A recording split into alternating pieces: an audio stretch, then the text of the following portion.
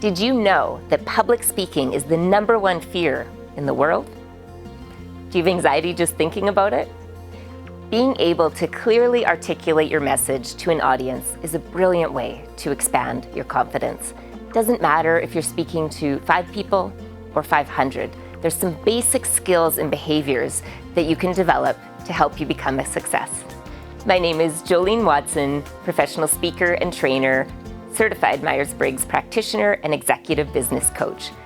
I have an in-depth knowledge of introversion and extroversion because both have quite a different approach to success in speaking. Personality type will definitely be a focus of level 1 of this workshop, which currently consists of 2 half days. I speak on presentation skills as a keynote speaker or as a breakout session as well at conferences across Canada. And check with your association because I am often approved for continuing education credits. Here are the key objectives. Level 1, discover your personality type and presentation style. Each participant will receive a customized personality report.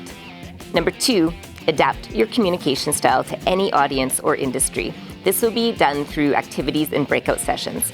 Number 3, create a positive first impression. Body language will definitely be covered in this realm. And number 4, understand limiting beliefs and behavioral adaptation to overcome fear and increase our confidence.